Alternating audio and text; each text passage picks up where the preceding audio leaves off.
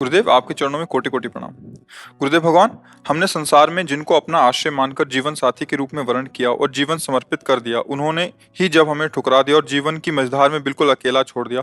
इतना सब होने पर भी उनके प्रति अति मोह आसक्ति खत्म होकर सिर्फ और सिर्फ श्री जी के चरणों में कैसे लगे? एक बार मार्कंडेय जी के आश्रम के पास सुरथ नाम का एक वैश्य और एक राजा दोनों आपस में मिले। तो राजा से पूछा, आप जंगल में यहाँ कैसे? कहा, मेरा राज्य छिन गया है, पर मैं वही राज सिंहासन, वही राजमहल, वही रानियां, ये हमारा चिंतन नहीं जा रहा है। मुझे राज्य मिले इस बात के लिए तो मैं दुखी नहीं, पर मैं अपने परिवार को नहीं छोड़ सकता। और रोने लगा। फिर पूछा, आप क्यों इधर जंगल में? तो उनका, मेरे बेटे ने मुझे पीट के निकाल दिया, सारी संपत्ति छीन ली, पर मेरा मन उसी के लिए तड़प रहा है। वो भले मुझे पीटे, पर मैं अपने बेटे, बहू, परिवार को नहीं छोड़ सकता। बोले, तो बड़ी विचित्र हम दोनों की दशा है कि वो हमें छोड़ रहे हैं, वो हमें ठुकरा रहे हैं और हम उनके लिए रो रहे हैं। ये क्या है? तो राजा ने कहा, पास में मार्कंडेय जी का आश्रम है, हम लोग उन महापुरुष के पास चलते हैं और अपना निवेदन करते हैं।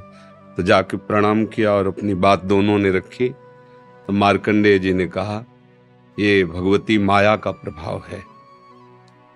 अगर भगवान की ऐसी प्रचंड माया ना हो तो सब परमानंद में मगन हो जाएं।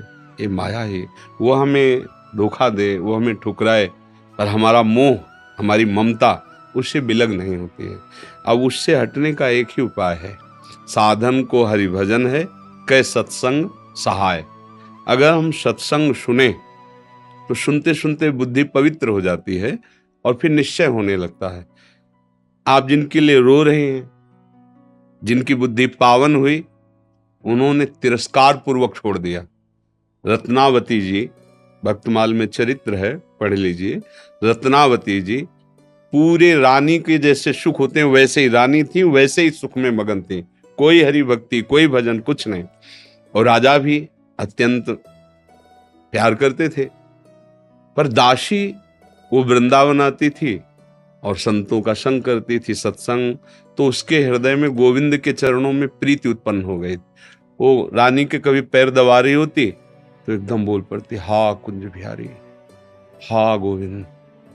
तो रानी सावधान होकर देखती, तू रहती तो मेरे संग है, मेरी निजी दासी, अंग सेवी। ये कौन है कुंज बिहारी, कौन है गोविंद? किससे तू प्यार करती है? आज तक मुझे नहीं बताया। हमारे यहाँ की दासियां तो आजीवन समर्पित अंग सेवी होती हैं, ये क्या? तो मुस्कुरा दी, बोली, महारानी आप अन्यथा मत समझना, ये कोई व्यक्ति नहीं हम जिससे प्यार करते हैं। नहीं नहीं, तू पूरी बात बता दो, मत सुनो, मत सुनो, नहीं किसी काम के नहीं रह जाओगे।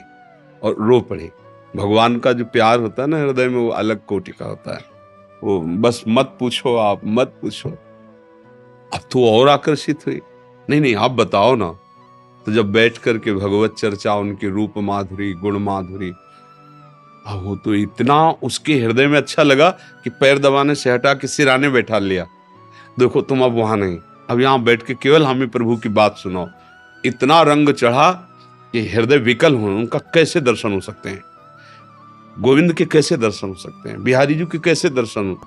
तो उनका, महारानी जी एक ही उपाय है, यदि प्रगट में संतों का संग किया जाए तो निश्चित संत सभा में गोविंद छुपे रहते हैं, वो जरूर कृपा करेंगे।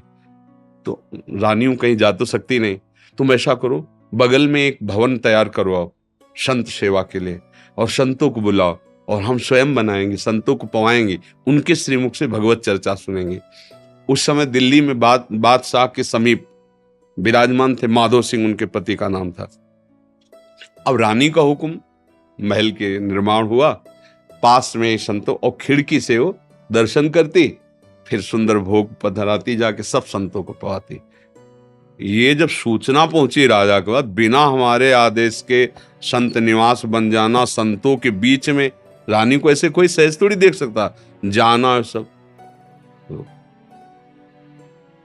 हुक्म कर दिया, बिल्कुल नहीं, संतों के समीप जाना बंद, ये सब बिल्कुल, क्योंकि एक राज मर्यादा होती है ना।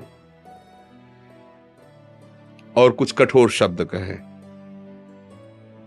तुरंत नाई को बुलाया, अपना मुंडन कराया और संतों के बीच में बैठ गई। बोले, आज से राज अन्न का त्याग। अगर मैं कहीं रानी हूं, कहीं भी किसी भी अंग में, मैं उसे रानी नहीं रहने दूंगी जो मुझे संत और गोविंद से दूर कर दे। कदाप। ये जब सूचना पहुंची को तो मुड़ मुड़ा के बैठ गई। सोचा ये तो मतलब भारी के भारी अपमान, इससे ज्यादा क्या हो सकता है। अगर मैं मारता हूं तो प्रजा विरोध में हो जाएगी, इसलिए इसको मारना तो है। बोले, एक जंगली सिंह लाओ और छोड़ दो, तो संतों को, रानी को, सबको मार डालेगा वो। ऐसा ही किया गया।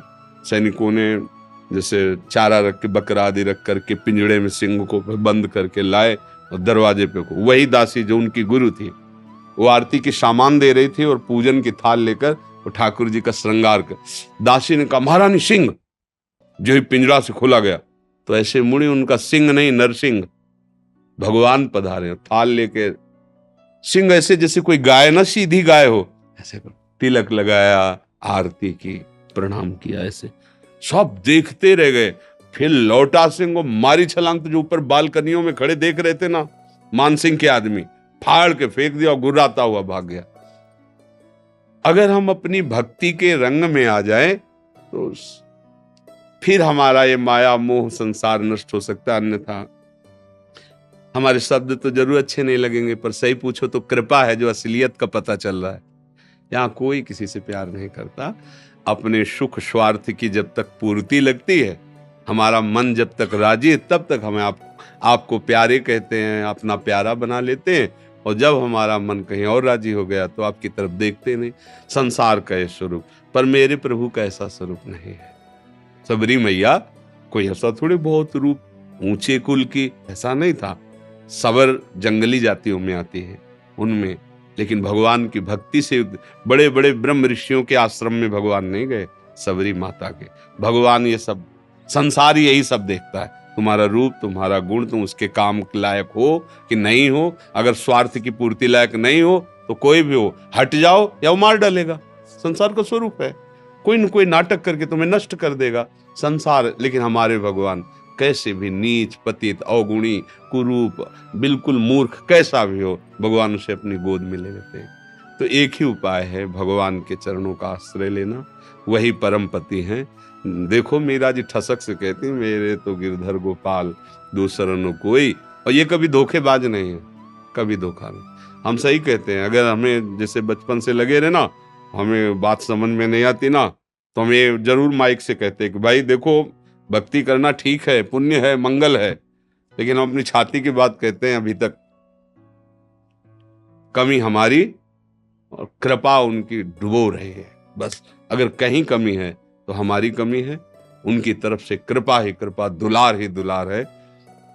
ये सच्ची मान लो। अगर कोई प्यार करने वाला है तो प्रभु है। आप कहोगे दिखाई नहीं देते हैं, आपने अपने को देखा है क्या? अगर प्रभु से देखने पर ही प्यार करते हो तो आप अपने से प्यार करते हो ना। देखो ना, आप अपने से प्यार, आपने अपने को देखा है क्या? आप तो शरीर को देख रहे हैं, बिना देखे भी आप अपने को बहुत प्यार करते हैं। आप अपने आप को बहुत प्यार करते हैं। अगर ये पता चल जाए कि हाँ कैंसर हो रहा है और आपको क्षति पहुंच जाएगी तो आप यहां से कटवा देंगे। अपने आप से ज्यादा प्यार आप किसी को नहीं करते, टांग कटवा देंगे आप। अगर ऐसा लग जाए कि अपने को बहुत अशांति, जीना मुश्किल है, आप क्या करेंगे, कैसे मुंह दिखाएंगे, तो आप जहर खा लेंगे, फांसी पे चढ़ जाएंगे। मतलब समझिए, पर आपने अपने को देखा नहीं, जाना नहीं, फिर भी आप बहुत प्यार करते हैं। जो कुछ भी प्यार करते हैं अपने लिए करते हैं। अपने आप से बढ़कर आप किसी से प्यार नहीं करते, पर आपने अपने आप को नहीं जाना, तो फिर तुम उन्हीं के अंश हो।